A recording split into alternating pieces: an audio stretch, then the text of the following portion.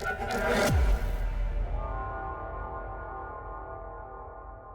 बच्चों एक बार इस क्वेश्चन को देखिए, क्वेश्चन क्या कह रहा है। तो क्वेश्चन कह रहा है कि given a uniform electric field E vector is equal to this. तो यहाँ पे हमें फील्ड दे रखा है कि हमारा फील्ड कितना है।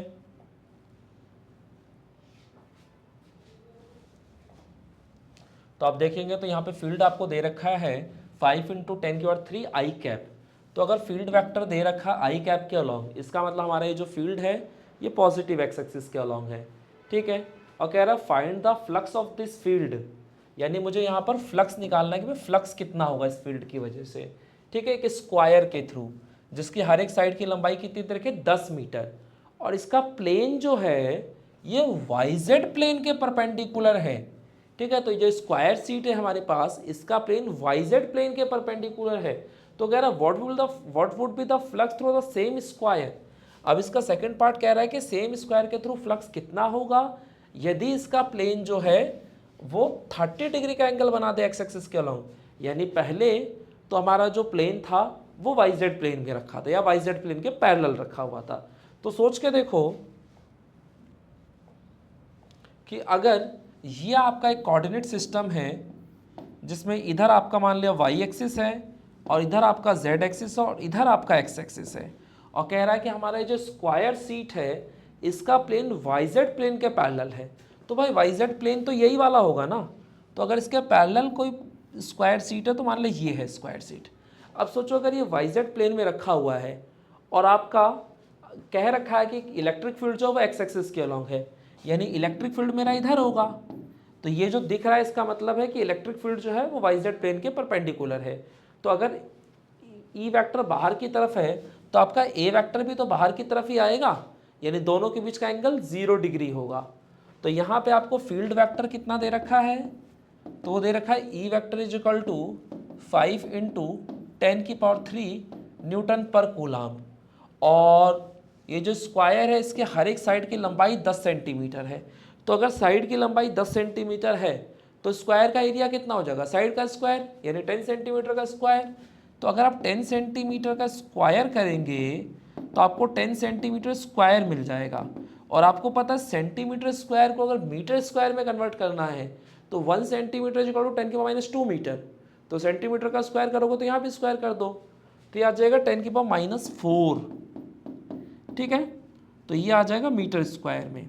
ओके, तो अभी जो आपने लिखा है उस एरिया का 10 इंटू 10⁻⁴, यानी ओवरऑल कहा जाए तो 10⁻³ आ जाएगा। तो ये तो एरिया का मैग्नीट्यूड है। अगर मैं डायरेक्शन की बात कर दूं तो आपको पता है कि अगर प्लेन यहाँ वाईजेड में है तो इसका एरिया वेक्टर तो वाईजेड के परपेंडिकुलर होगा। तो वाईजेड प्लेन के परपेंडिकुलर एक्स एक्सिस आता है, यानी हमारा एरिया वेक्टर एक्स एक्सिस के अलॉन्ग है। तो अगर एरिया वेक्टर एक्स एक्सिस के अलॉन्ग है तो उसको रिप्रेजेंट करने के लिए हमेशा आई कैप यूज होता है, ठीक है। तो ये ए वेक्टर हो गया। तो मुझे बताओ अगर ई वेक्टर और ए वेक्टर पता हो तो क्या फ्लक्स नहीं निकाल पाओगे, बिल्कुल निकलेगा। आपका बेसिक वाला formula phi is equal to E vector dot A vector, और हमारा ई वेक्टर कितना दे रखा था, तो 5 इंटू 10⁻³ और ए वेक्टर कितना दे रखा है। अच्छा ये आई कैप भी तो लिखा हुआ है यहाँ पे, ये आई कैप लगाना भूल गया मैं, ठीक है।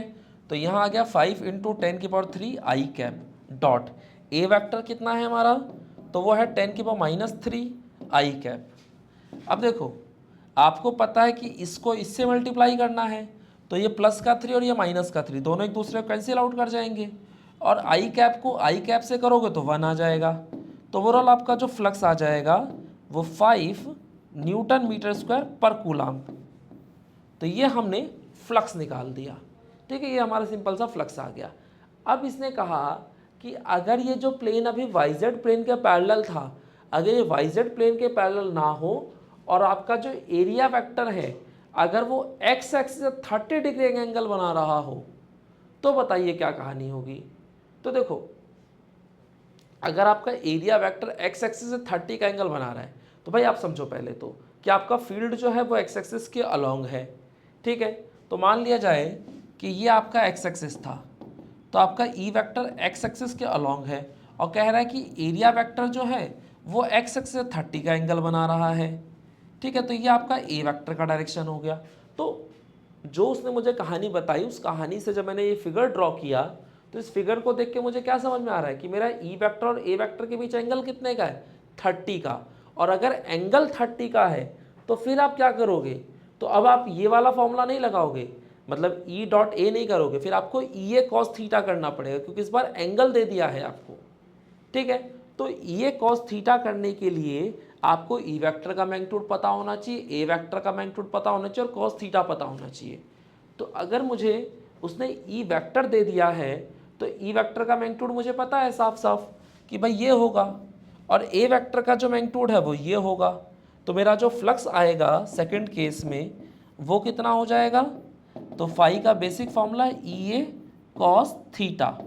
तो ई वेक्टर का मैग्नीट्यूड हो गया 5 × 10⁻³ और ए वेक्टर का मैग्नीट्यूड हो गया 10⁻³ और कॉस थीटा की जगह आप क्या लिख रहे हो, 30 डिग्री। तो कॉस 30 की वैल्यू कितनी होती है, तो कॉस 30 की वैल्यू हो गई आपकी √3/2। तो यहाँ से आपका फ्लक्स निकल के आ जाएगा ना। और देखो इधर आपका -3 और सॉरी ये जो था ये +3 था, तो +3 -3 दोनों कैंसिल हो गए। तो यहाँ से हमारा फ्लक्स आ गया 5 और cos 30 की वैल्यू हो गई √3/2। तो हमारे यहाँ पे फ्लक्स आ गया 5√3/2 न्यूटन मीटर स्क्वायर पर कूलाम। तो बात समझ में आती है। तो ये इस क्वेश्चन में हमारे 2 पार्ट्स थे। पहले उसने बोला कि भाई जब प्लेन पैरेलल होगा YZ के लिए तब बताओ फ्लक्स क्या होगा। सेकंड केस में उसने बोला कि आपका जो एरिया वेक्टर है वो फील्ड के साथ 30 का एंगल बना रहा है। ठीक है, तो फील्ड और एरिया वेक्टर के बीच का एंगल दे दिया हमें, तो उसके हिसाब से क्वेश्चन हो गया। तो आई होप कि आपको क्वेश्चन समझ में आ रहे होंगे और अच्छे भी लग रहे होंगे, ऐसे सीखने को भी काफ़ी कुछ मिल रहा होगा।